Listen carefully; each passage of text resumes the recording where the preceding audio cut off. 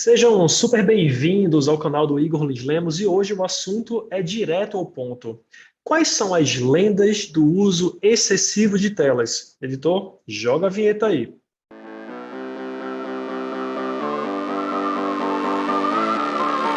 Pois é, muitos profissionais da psicologia perguntam nas mentorias, nas horas que eles estão com algum tipo de interrogação na cabeça. Cara, será que isso é certo ou errado?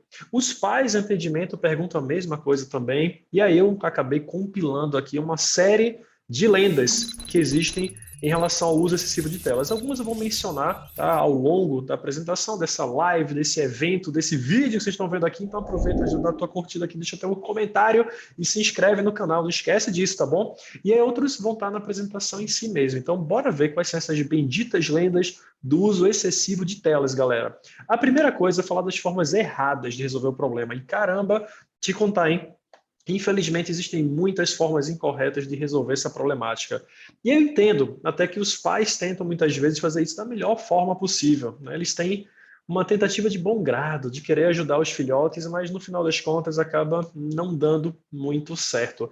E essas formas erradas estão compiladas aqui. A primeira coisa é, gente, parece óbvio, parece tão óbvio, mas é o óbvio que as pessoas acabam fazendo da forma oposta, da forma errada ainda assim. A primeira coisa é ter gritaria na história. Gente, não funciona. Profissional da psicologia, por mais que vocês falem, ah, mas eu sou psicólogo, lógico que eu não vou sugerir nunca para um cliente meu gritar com os filhos, há profissionais que acreditam que funciona. Porque dá para dar uma visão mais raiz, assim, uma coisa mais intensa, né? O psicólogo diz, ah, mas eu aprendi na infância que um pouco de força na palavra, que uma havaiana voando não vai matar o paciente, não. E, gente, pelo amor de Deus, está mais do que errado isso. Tanto para orientação aos pais, como também a própria intervenção do psicólogo, né? Ele acreditar e falar dos valores que ele adquiriu ao longo da vida. A verdade é que a gritaria não funciona.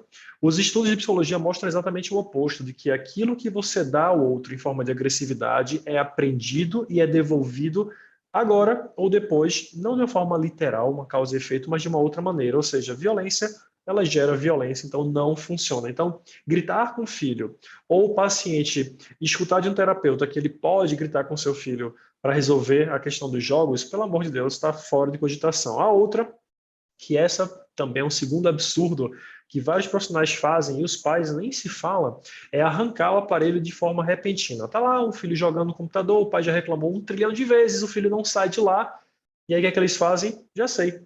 Puxa e eu resolvo o problema. O problema não é o jogo? Não está aqui o problema na minha frente? É só arrancar esse jogo que acabou o problema. E aí os pais acham também que vai funcionar e, gente, também não dá certo. Na verdade, gera um estado de abstinência daquele que tem uma dependência tecnológica. Então, a não ser que o seu filho seja, né, ou o paciente seja enviado a uma clínica, né, para fazer um período de detox digital, né, isso em casos mais graves, não se retira a tecnologia de forma abrupta, mas de forma progressiva, é o que toda a literatura científica menciona sobre o tema. Então, por que fazer diferente daquilo que dá certo? Então, não arrancar, tá? A gente não se arranca de forma repentina. Esse é um outro mito. O outro é dar castigos e punições aleatórios. O que normalmente nós trabalhamos em terapia é com reforçamento positivo. Acertou? A gente insere, né, uma recompensa para a gente perpetuar aquele comportamento. Mas o castigo, a punição ou a retirada de uma forma técnica, metódica, ela também pode ser feita, porém não de forma aleatória. Por exemplo, o pai é orientado pelo terapeuta e antes disso ele fala o seguinte: ah, eu chego em casa, estou estressado, eu tiro logo tudo, dou uma pisa no meu filho, então eu falo que ele amanhã não vai jogar nada e não tem um método para isso. É apenas algo que surge de forma repentina, a criança não aprende porque é intermitente, vem, some, então não funciona também. Para esse castigo, e a gente sabe que violência não é um método nem arrancar de forma bruta, funcione, tem que ser explicado, olha, você está perdendo tal coisa por esses motivos, o período é tanto de tempo e depois isso está de volta para você. Então, sem a criança saber por que surgiu o castigo, ou quando retorna aquilo que ele estava utilizando anteriormente, não dá certo. E é um outro ponto para orientar os pais de um mito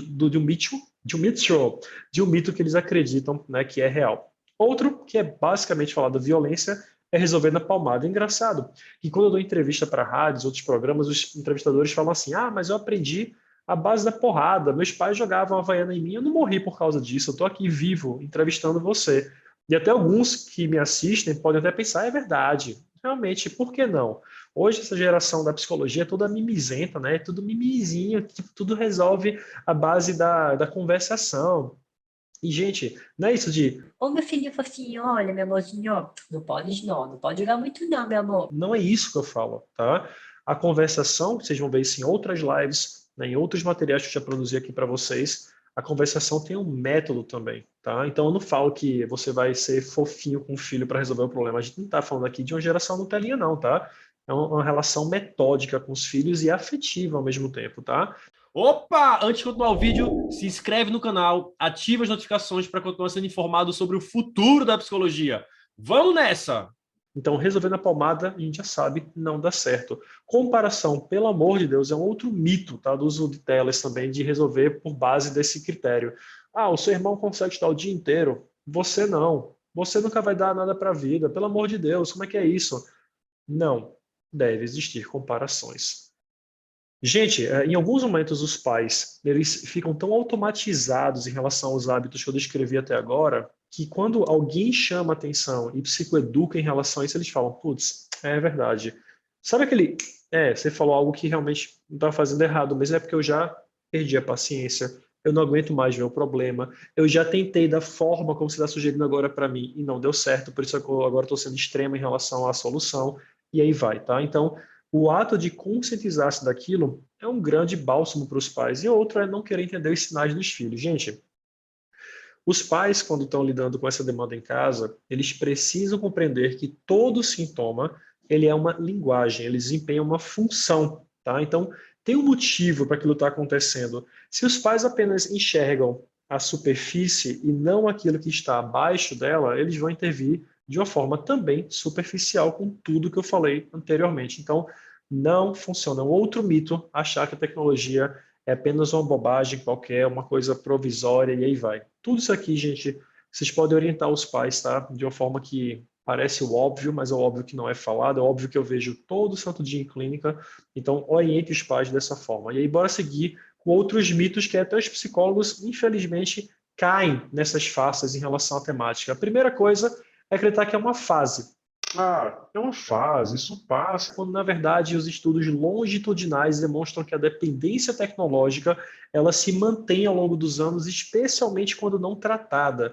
Então, esqueça essa ideia de que isso é uma fase, é porque a criança joga muito, adolescente está descobrindo o mundo virtual com mais intensidade, então vai jogar o tempo inteiro. Não, é mentira. Não é uma fase. Para muitos, a dependência ela se mantém, tá? Para outros, não desenvolvida a dependência, pode ser uma fase de flutuação devido a alguma situação mais pesada de vida, algum jogo que alguém se apaixonou, seja lá o que for, mas depois cai, vai diminuindo e vai andando. Agora, para outros mais vulneráveis, a dependência se mantém. O segundo mito, né, é essa ideia que alguns pais, até terapeutas também, infelizmente eu já ouvi eles falarem isso, ah, mas jogo não gera dependência, o que gera dependência é droga. São as substâncias ilícitas e ilícitas. É isso que gera dependência. O mesmo critério, gente, para dependência de substâncias pode ser aplicado aqui também. Alteração da área de recompensa, a questão da fissura, da abstinência, alteração de humor quando não faz uso do jogo ou da internet. Tudo se aplica. É tão visível, né, que isso gera dependência e a psiquiatria, a APA, a OMS já classificam como um transtorno psiquiátrico que a gente não pode mais em pleno século XXI, em 2022, achar que isso não é dependência. Isso é um papo de 30 anos atrás, tá bom? Não tem sentido isso. O terceiro são os pais que acham, né, que acreditam, né, que não precisam falar disso em casa. E, gente, não é só, né, os psicólogos também precisam saber disso, não é só falar sobre sexo, falar sobre álcool, falar sobre influências de grupo, mas também falar sobre tecnologia. Uma pesquisa, inclusive, não pesquisa não, um comercial no Reino Unido fez uma brincadeira bem interessante. Eles perguntaram assim, para as crianças, o que é para você proteção? Né? O que é que teus pais fazem que você se sente protegido? Aí vão falar, é protegido quando eles falam para eu olhar para o lado antes de atravessar a rua, não falar com os estranhos, então tudo que fala sobre segurança. E aí perguntaram para as crianças, o que é que teus pais fazem em relação à tua segurança no mundo virtual? E aí o engraçado do comercial é que a gente ficou assim, que? Nada. Então, não se sabe da temática. Os pais, infelizmente, não sabem de quase nada do que os filhos fazem no mundo virtual, e os terapeutas também não sabem quase nada da temática, e aí fica uma orientação muito pobre em relação ao assunto. E é por isso a importância da gente participar, né, dos estudos e ser parte, inclusive, desse grupo de psicólogos 4.0, que é o nome que eu dei carinhosamente para os profissionais que estudam a temática. Quarto ponto, não precisa investigar o problema na clínica. Eu recebi um caso de TDAH, é um caso de depressão, é um caso de TAS. Puxa vida, você está lidando com transtornos que são extremamente comuns em aspectos comórbidos às dependências tecnológicas. Então, eu digo a ti, coloque sempre no teu critério de avaliação em clínica perguntas sobre o uso de telas. Se você não vê um sinal claro no primeiro momento, pode ser que você tenha deixado de lado um tema que é importante, que os pais não mencionaram isso para criança, adolescente ou adulto, né? Se o adulto não falou, pergunte na entrevista clínica também, na anamnese, porque você pode deixar um problema perpetuar e ele ser uma fonte de escapismo para uma questão fóbica social, para uma questão depressiva, e aí vai. Então, pergunte sobre isso, sim, senhor. E, por fim, tem aquela velha ideia, né, para finalizar o vídeo da gente de hoje aqui, que é adapta que vai. Mas eu não preciso estudar temática, eu posso pegar um livro qualquer aqui na minha lateral, um protocolo de um outro problema e aplicar. É tudo a mesma coisa, e na verdade não é. A gente trata de um transtorno específico, de problemas vinculados a uma outra linguagem digital. Então, o profissional da psicologia sim precisa saber sobre a temática de uma forma mais incisiva, tá? De uma forma que aprofunde o conhecimento. Gente, é isso. Se você curtiu esse vídeo e quer encaminhar ele para alguém, faça isso, curta, se inscreva nesse canal, dá um comentário aqui, porque é isso que fortalece, tá, a nossa relação por aqui. A gente se vê então no nosso próximo material. Até lá.